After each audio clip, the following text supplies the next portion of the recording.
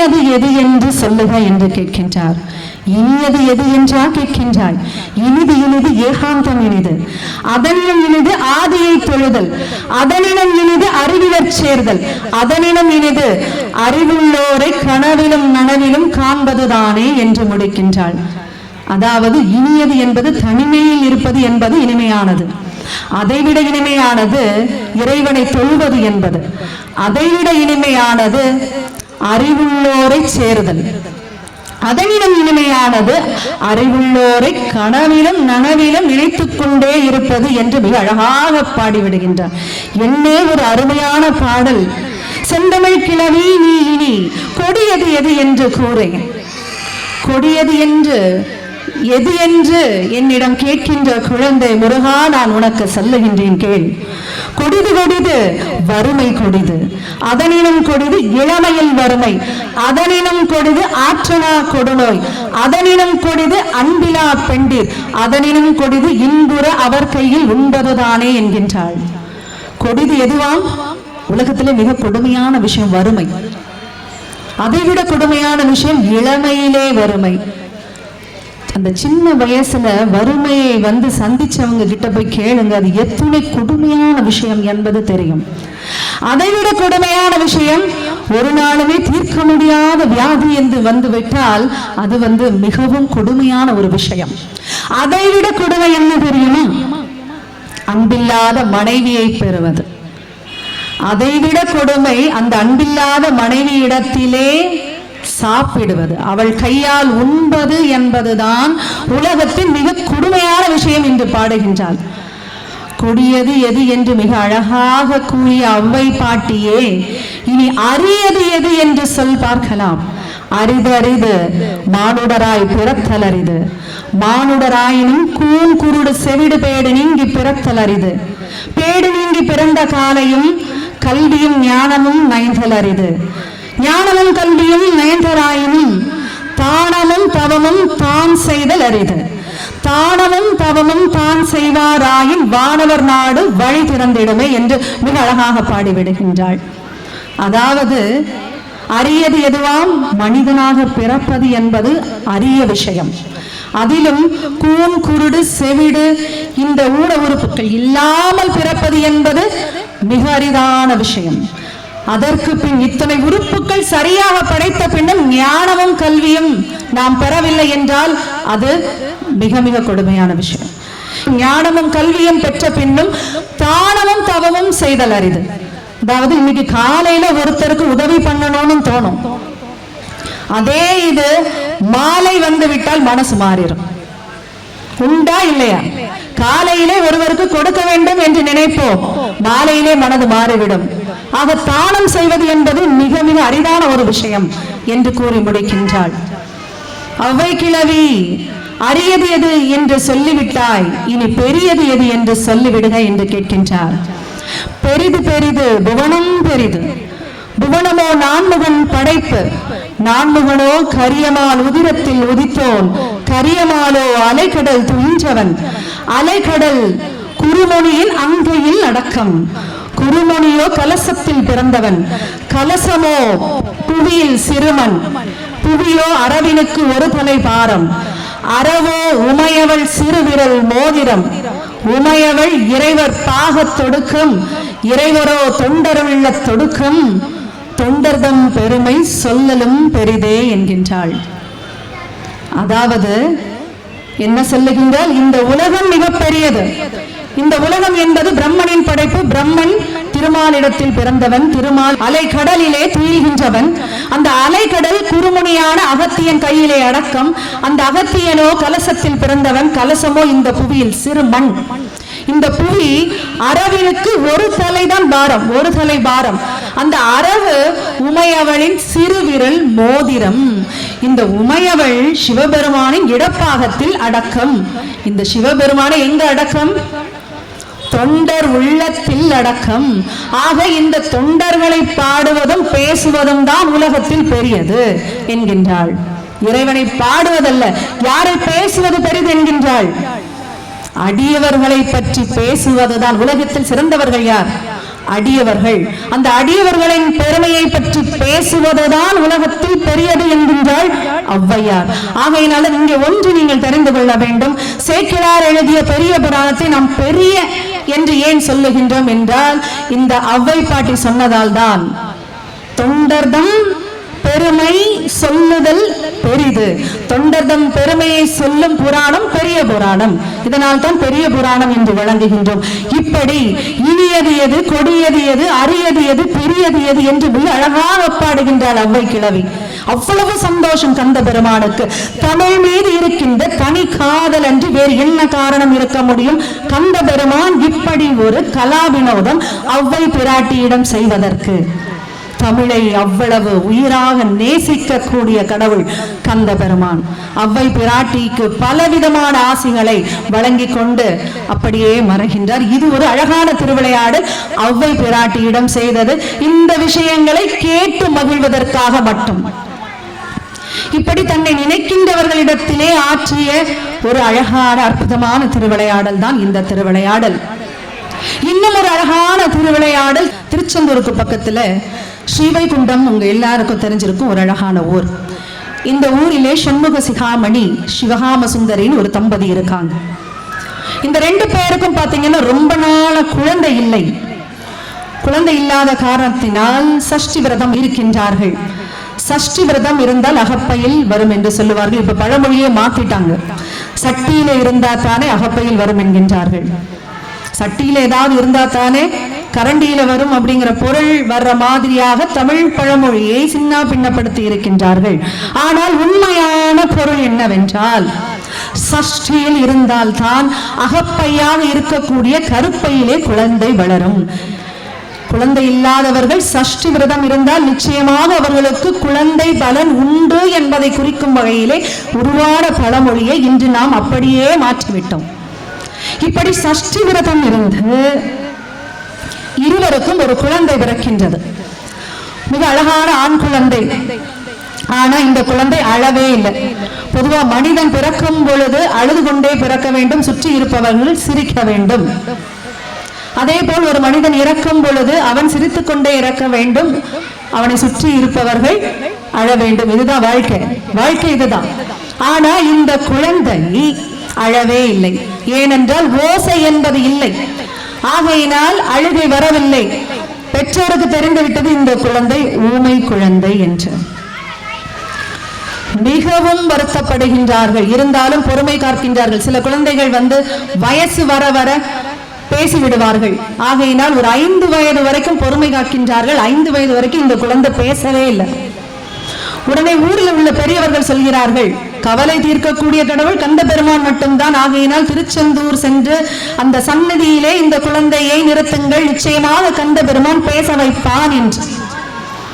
இவர்களும் 40 நாள் கடும் விரதம் இருக்கிறார்கள். திருச்செந்தூரிலே கடும் விரதம் 40 நாள் இருந்த புள்ளி இந்த குழந்தை பேசவில்லை. தாயும் தகப்பனும் முருகன் சன்னதியிலே நின்று கண்ணீர் வடிக்கின்றார்கள். முருகா, எந்த குறை இருந்தாலும் எங்களுக்கு தண்டனை கொடுத்து விடு, இந்த குழந்தையை சோதிக்காதே அப்பா, எப்படியாவது பேச வைத்து விடு, இல்லை என்றால் நாங்கள் உயிரை மாய்த்துக் கொள்வதை தவிர வேறு வழி இல்லை என்று அழுகிறார்கள். அப்பொழுதுதான் முருகப்பெருமான் ஒரு அர்ச்சக வடிவில் வருகின்றார். தன்னுடைய கையிலே ஒரு மலரை எடுத்துக்கொண்டு வருகின்றார். அர்ச்சக ரூபத்திலே கந்த பெருமான் தன்னுடைய கையிலே ஒரு மலரை எடுத்துக்கொண்டு இந்த குழந்தை முன்பாக தோன்றி, அப்பா குழந்தாய் இது என்ன என்று கேட்கின்றார். குழந்தை உடனே பூ என்று சொல்லுகின்றது. பூ என்று மட்டுமா சொல்லது? பூமேவும் என்று தொடங்குகின்ற பாடலை அடைமழை போல அந்த குழந்தை பாடுகின்றது. பெற்றோருக்கு அதிர்ச்சியும் ஆனந்தமும், ஆனந்த கண்ணீர் அப்படியே வடிகிறது. அங்கே இருக்கக்கூடிய பக்தர்கள் அத்தனை பேருக்கும் ஒரு அதிர்ச்சி. 5 வயது வரைக்கும் பேசாத ஒரு குழந்தையை பேச வைத்து விட்டான் கந்த பெருமான் என்று அத்தனை பேரும் உணர்ச்சி வசப்படுகின்றார்கள். அந்த குழந்தை வேற யாரும் இல்லை, குமரகுருபரர். கந்த கலிவெண்பா பாடிய குமரகுருபரர் தான் அந்த குழந்தை. அது மட்டுமா செய்தது? இந்த குழந்தை காசிக்கு ஒரு முறை சென்றது. குமரகுருபரர் காசிக்கு ஒரு முறை செல்கின்றார். செல்லும் பொழுது அங்கே கங்கை கரையிலே நடந்து கொண்டிருக்கும் பொழுது வானத்திலே 2 கருடர்கள் சேர்ந்து ஒரே நேரத்தில் வட்டமிடுகின்றார்கள். கருட பகவான் 2 பேர், 2 கருடன். பார்க்கின்றார் இந்த குமரகுருபரர். இந்த இடத்தை நாம் எப்படியாவது வாங்க வேண்டும், இந்த இடத்திலே கலாசாலை ஒன்று அமைக்க வேண்டும் என்ற ஒரு ஆசை எழுகின்றது குமரகுருபரருக்கு. தமிழை பரப்ப வேண்டும் என்ற ஒரு காரணத்திற்காக காசியிலே கலாசாலை அமைக்க வேண்டும் என்று தோன்றுகின்றது. அந்த இடத்திலே கருடன் வேறு பறந்து விட்டதால் நல்ல சகுனம் என்று நினைத்து இந்த இடத்தை எப்படியாவது ஆட்படுத்திக் கொள்ள வேண்டும் என்று நினைக்கின்றார். அங்க இருக்கக்கூடியவர்கள் சொல்றாங்க, இந்த இடமானது முகலாய பேரரசருக்கு சொந்தமானது, அவ்வளவு எளிதாக வாங்கிவிட முடியாது என்று சொல்லுகின்றார்கள். இவரிடத்திலும் எந்த பணமும் கிடையாது, மொழியும் தெரியாது. நினைக்கின்றார், எப்படியாவது இந்த இடத்தை நாம் பெற்றுவிட வேண்டும், இங்கே கலாசாலை அமைத்து விட வேண்டும் என்று சொல்லி முகலாய மன்னர் எப்படியாவது சிந்தித்து விட வேண்டும். இந்துஸ்தானி தான் அவர்கள் பேசுகின்ற மொழி, முகலாய மன்னர்கள் பேசுகின்ற மொழி இந்துஸ்தானி. எப்படி இதை தெரிந்து கொள்வது? உடனே பாடுகின்றார். இந்த 30 நாள்ல ஹிந்தி பாஷை மாதிரி ஒரு 30 நிமிஷத்துல பாடி முடிச்சிட்டார். சகலகலாவல்லி மாலை என்று சரஸ்வதி தேவியை நினைத்து பாடுகின்றார். அடுத்த நொடியே அவருக்கு இந்துஸ்தானி அடைமொழி போல வருகின்றது. ஒரு மொழி வந்து விட்டது. மன்னருடைய சபைக்கு செல்ல வேண்டும், சும்மா செல்ல முடியாது. மன்னருடைய அவைக்கு செல்ல வேண்டும் என்றால் மரியாதையாக செல்ல வேண்டும். ஆகையினால் யோசிக்கின்றார். எதுல போனாரு தெரியுமா? சிங்கத்தின் மீது அமர்ந்து செல்லுகின்றார். யாராலையாவது முடியுமா? சிங்கத்தின் மீதமர்ந்து யாராவது செல்ல முடியுமா? குமரகுருபர சிங்கத்தின் மீதமர்ந்து முகலாய மன்னன் முன்னாடி செல்கிறார். மன்னனுக்கு எப்படி இருந்திருக்கும்? சிங்கத்தின் மீது வந்து ஒரு மனுஷன் வராரு, அவர்கிட்ட பேசுறார். ஹிந்துஸ்தானியிலே பேசி அவர் பார்த்த உடனே முகலாய பேரரசருக்கு அந்த என்ன கேட்டாலும் கொடுக்க வேண்டும் என்ற எண்ணம் வருகிறது. யாருடைய கருணை இருந்தால் இப்படி நடந்திருக்கும்? யாரு பேச வச்ச புள்ள அவரு? கந்தனின் கருணையாலே அல்லவா பேசினார். எங்க சென்றால வச்சுதானே சிங்கத்தின் மேல் அமர்ந்து இந்துஸ்தானி மொழியிலே பேசி அந்த கங்கை கரையிலே இருந்த அந்த இடத்தையும் வாங்கி குமரகுரு மடம் என்று ஆரம்பித்து இன்றும் அந்த கலாசாலை அங்கே இருக்கின்றது. காசியிலே குமரகுரு மடம் என்று அந்த கலாசாலை இன்றைக்கும் இருக்கின்றது. தமிழ் பரப்பிக்கொண்டு, தமிழை பரப்புவதற்காக கந்தன் எத்தனை கருணை புரிந்திருக்கிறான் என்று பாருங்கள். இந்த குமரகுரு சொல்லுவார், வந்த வினையும் வருகின்ற வல்வினையும் கந்தன் என்று சொல்ல கலங்குமே, செந்தில் நகர் சேவகா என்று திருநீர் அணிவாருக்கு மேவ வராதே வினை. திருநீர் அணிந்து விட்டால் எந்த வினை வராது. ஆனா இப்ப யாருமே திருநீர் என்பதை அணிவதே கிடையாது. வீட்டிலே அணிந்து கொள்கிறார்கள், வெளியே வரும் பொழுது துடைத்துக் கொண்டு வெளியே வருகிறார்கள். அதாவது ஆதிசங்கரர் திருச்செந்தூர் சன்னதியிலே வந்து நிற்கின்றார். வயிற்று வலியால வந்து நிற்கிறார். எத்தனையோ வைத்தியர்களை பார்த்த பின்னும் அவருக்கு வயிற்று வலி தீர்ந்தபாடில்லை. திருச்செந்தூர் முருகன் சன்னதியிலே வந்து நிற்கின்றார். நின்று அவருடைய திருநீரை கொடுக்கின்றார்கள், பிரசாதத்தை கொடுக்கின்றார். விபூதி பிரசாதத்தை ஆதிசங்கரருக்கு கொடுக்கின்றார்கள். திருச்செந்தூர் கோவிலே மிக அற்புதமான ஒரு தலம். மற்ற 6 படைகளிலே கடலுக்கருகே அமைந்த கோயில் அது. அந்த அமைப்பே ஒரு அழகான அற்புதமான அமைப்பு. திருச்செந்தூர் கோயிலை பார்த்தீர்கள் என்றால் எந்த பக்கமாக நீங்கள் கோயிலுக்கு சென்றாலும் நீங்கள் இறங்கித்தான் செல்ல வேண்டும். முருகனை தரிசித்த பின் எந்த பக்கம் வந்தாலும் ஏறிதான் வரணும். ஆக இது ஒரு தத்துவத்தை உணர்த்துகின்றது. இறங்குமுகமாக யாருடைய வாழ்க்கை இருந்தாலும் கந்தனை தரிசித்த பின் அவருடைய வாழ்க்கை ஏறுமுகமாகத்தான் இருக்கும் என்ற ஒரு அடிப்படையிலே தான் இந்த கோயில் அமைக்கப்பட்டுள்ளது.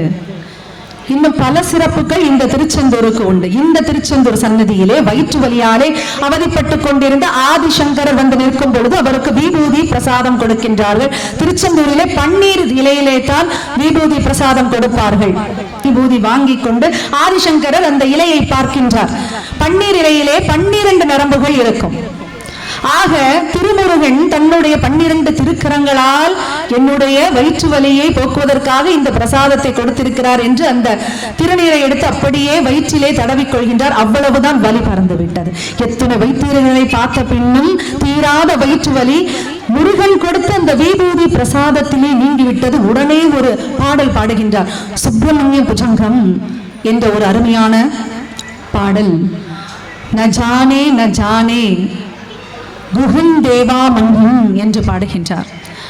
ந ஜானே என்றால் எனக்கு தெரியவில்லை, எனக்கு தெரியவில்லை. என்ன தெரியவில்லையாம்? குஹா தேவ மன்யம். குஹா என்றால் குகன், தேவம் என்றால் தெய்வம், மன்யம் அந்யம் என்றால் பிற. குகனை போன்ற பிற தெய்வங்களை நான் கண்டதில்லை, இதுதான் அர்த்தம். அவ்வளவு அழகாக பாடுகின்றார் சுப்பிரமணிய புஜங்கத்திலே ஆதி சங்கரர். இப்படி திருச்செந்தூரிலே திருவிளையாடல்கள் பல புரிந்தவர் கந்த பெருமான். இன்னும் குமரக்கோட்டம் என்னும், அதாவது காஞ்சி மாநகரத்திலே குமரக்கோட்டம் என்ற ஒரு அழகான திருக்கோவில். இந்த திருக்கோவிலிலே அர்ச்சகராக பணிபுரிகின்றார் ஒரு காலத்திலே கச்சியப்ப சுவாமிகள். கச்சியப்ப சுவாமிகள் கனவிலே ஒரு நாள் முருகப்பெருமான் தோன்றி வடமொழியிலே வியாசர் எழுதிய ஸ்கந்த புராணத்தை தமிழிலே கந்த புராணமாக பாடுவாயாக என்று பணிக்கின்றார். அடுத்த நாள் முதற்கொண்டு இந்த கச்சியப்ப சுவாமிகள் ஓலைச்சுவடிகளிலே பதியங்களை எழுதி அர்த்தஜாம பூஜை முடிந்த பின் முருகனின் சன்னதியிலே வைத்துவிட்டு செல்வாராம். அடுத்த நாள் வந்து பார்க்கும் பொழுது முருகப்பெருமான் அதிலே திருத்தங்கள் செய்த அடையாளங்கள் இருக்குமா. இரவு நேரத்திலே முருகப்பெருமான் வந்து திருத்தி வச்சிருவார் ஓலைச்சுவடியிலே. இவர் அடுத்த நாள் வந்து அந்த திருத்தங்களை மேற்கொண்டு பதியங்களை நிறைவு செய்வார். இப்படியே எல்லா பதியங்களையும் நிறைவு செய்து நூலை அரங்கேற்றம் செய்கின்றார். இந்த நூலுக்கு முதலடி எடுத்து கொடுத்ததும் கந்த பெருமான் தான். திகழ் சக்கரம், திகட சக்கரம் என்று தொடங்கக்கூடிய ஒரு முதலடியை எடுத்துக் கொடுக்கின்றார் கந்த பெருமான். அதை வைத்தே அவர் தொடங்கி பாடல்களை முடித்து நூலை அரங்கேற்றம் செய்யும் வேளையிலே அந்த சபையிலே ஒரு புலவர் எழும்பி, இந்த பாடலிலே பிழை உள்ளது, இலக்கண பிழை உள்ளது, திகட சக்கரம் எப்படி திகழ்ந்த சக்கரம் என்று ஆகும் என்று கேட்கின்றார். இது கந்த பெருமானுக்கு கேட்காத அவர் தான் முதலடியை எடுத்து கொடுத்தது. உடனே சொல்கின்றார் வீரச்சோழியம் என்னும் ஒரு முருகப்பெருமான் உடனே புலவராக வருகின்றார். புலவராக தோன்றி வீரசோழியம் என்னும் ஒரு இலக்கண நூலில் இருந்து திகட சக்கரம் என்பது திகழ்ந்த சக்கரம் எடுத்துக்காட்டுகளோடு விளக்கி இந்த கச்சியப்ப சுவாமிகளை பெருமைப்படுத்தி அங்கிருந்து மறைகின்றார். அப்படி கிடைத்ததுதான் நமக்கு கந்த புராணம் என்னும் ஒரு மிகப்பெரிய வரலாறு. புராணங்களிலே தமிழ் புராணங்களிலே சிறந்த புராணம் கந்த புராணம். ஆக இப்படி தமிழுக்காக கந்த பெருமான் விளையாடிய திருவிளையாடல்கள் பல. இதை சொல்லிக்கொண்டே போகலாம். இதை சொல்லுவதென்றால் 1 மணி நேரம் இல்லை, என்னுடைய ஆயுள் காலமே போதாது என்று சொல்லலாம். அத்துணை திருவிளையாடல்களை புரிந்திருக்கிறார் கந்த பெருமான். இப்படி தமிழை பாடி, தமிழை ஆய்வு செய்து, தமிழை வளர்த்து, நாவிலே வேல் கொண்டு பொறித்து, அத்தனை பேரையும் பாடச் செய்து, அடியெடுத்து கொடுத்து, தமிழை விருத்தி செய்ய வேண்டும் என்று நாடிய ஒரே கடவுள் கந்த பெருமான். பெருமைமிகு தமிழுக்கும், இன்பம் பெருகும் தமிழுக்கும், பொருள் தொகுக்கும் தமிழுக்கும், இலக்கிய தமிழுக்கும், இசைமொழி தமிழுக்கும், பக்தி மழை சொட்டும், பக்தி சுவை சொட்டும் தமிழுக்கும், தெய்வ தமிழுக்கும், சித்திர தமிழுக்கும், இன்னும் பிற தமிழுக்கும் இலக்கியமாக இருக்கக்கூடியவர் கந்த பெருமான். அப்பேற்பட்ட தமிழ் கடவுளாம் கந்த பெருமான் இந்த தோவாளை என்னும் ஒரு அழகான மலை குன்றினிலே மிக அழகாக அற்புதமாக ஸ்ரீ சுப்பிரமணிய சுவாமியாக அருள் பாலித்துக் கொண்டிருப்பது நம் அனைவருக்கும் கிடைத்த பாக்கியம். ஆகவே திருமுருகனுடைய ஓராறு திருமுகத்தை தரிசித்து விட்டோம் என்றால் அவன் தன் ஈராறு கரங்களால் நம்முடைய தீராத வினைகளை எல்லாம் தீர்த்து விடுவான்.